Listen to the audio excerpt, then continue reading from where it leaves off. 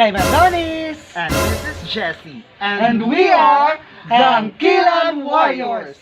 Ini ang lima karason Kung insa ginakahadlokan naton ang mga kapulisan. Number 1! Para malikawan naton ang paglaton sang COVID-19, hindi naton pagkalimtan ang magsoksok sang face mask.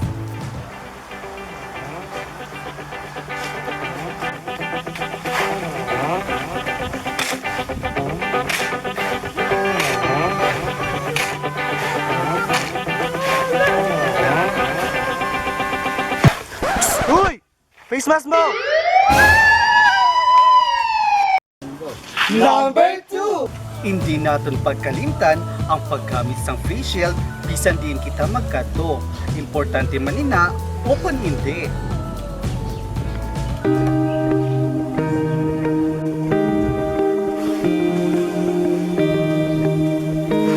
To, face shield mo din.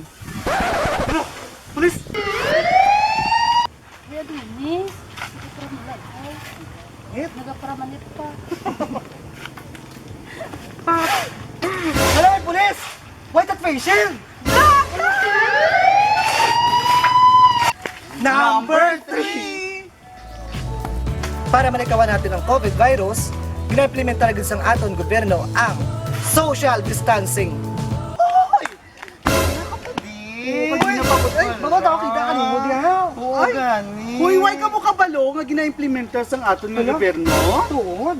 Oo, ang social distancing! Number 4. Dapat gid naton sundon ang implementasyon sa aton gobyerno.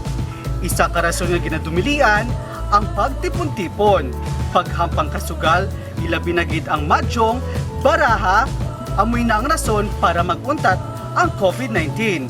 Po ako sa inyo, mas mayat pang isugal nyo ang kabuhi nyo sa imo nga nobyo. Okay, o? Oo, imo da.